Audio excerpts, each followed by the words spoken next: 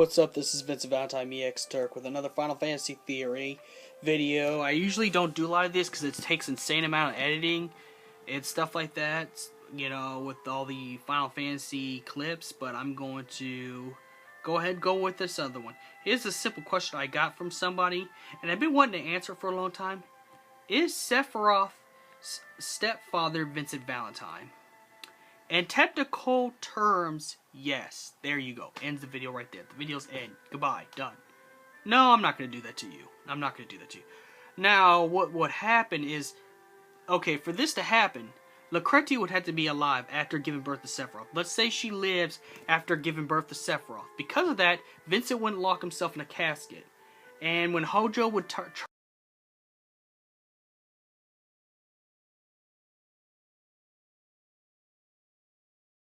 go up to Hojo and kill Hojo and take the baby back. Now what would happen is they both would leave Shinra. Both Vincent and Lucrecia married now, since now Hojo's out of the picture and Lucrecia broke it off with Hojo. Lucrecia would be back with Vincent and they'd get married, and what would happen is they would live on the outskirts of Wutai, because Vincent wants to be closer to where his people's from, because his father's from Wutai. So his people is Wutai people. You know, despite popular belief that he's from his people from Nibelheim, no, he was raised in Nibelheim, but you know he's actually Wutaian because Professor Grimoire Valentine comes from Wutai. If you actually look at the facial features and everything and the mannerisms, but that's not the point. The point is they live on Wutai. Now, without Vincent Valentine knowing about Avalanche, I'd have to say, even though Vincent Valentine's a Turk, he would train Sephiroth. Like, Sephiroth would still be trained, but not under Soldier.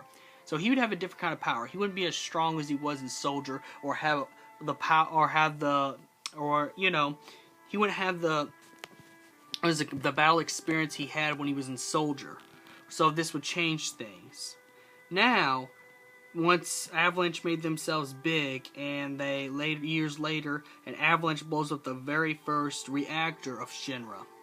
Vincent, Lucrecia, and Sephiroth would find out what happened.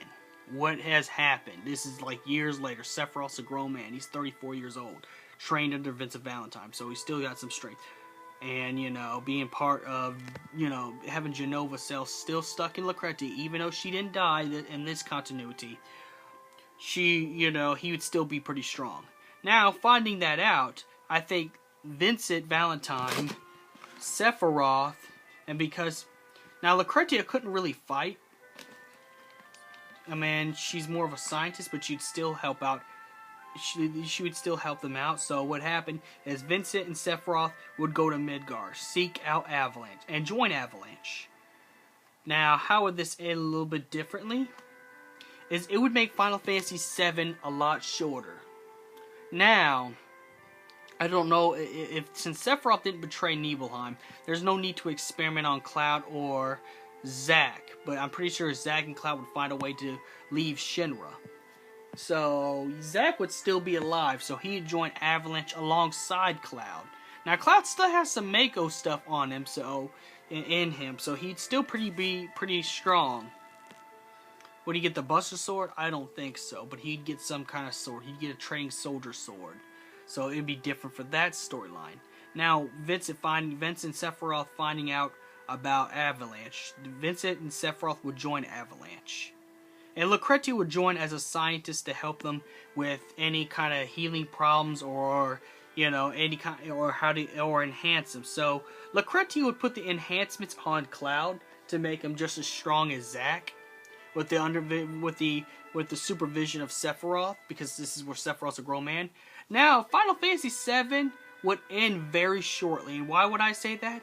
Is with Zack, Vincent, Sephiroth, you know, Lucrecia, but just Zack and Vincent and Sephiroth alone, with Cloud and Barret, and later on Yuffie and all the rest of the Avalanche group. I think Shinra would have been taken down very easily. I think President Shinra would have been defeated by them. And because President Shinra, either President Shinra would be thrown in prison for his crimes, or they would just straight up destroy President Shinra. Now, Rufus Shinra wasn't really a bad guy, so I think Cloud would have a couple of battles with Rufus Shinra, and when that happens, when Cloud has a couple of battles with Rufus Shinra,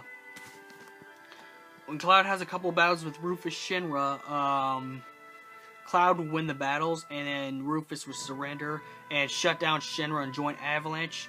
And that'd pretty much be the end of Final Fantasy VII. And since there's no Hojo to be put in Vice's body, there would be no Dirge of Cerberus, and there wouldn't be no Avon children. So that would end Final Fantasy VII after they defeated Shinra, and Rufus shuts down Shinra because he gets defeated so many times. So it would end Final Fantasy VII saga right there, with no question. It'd be a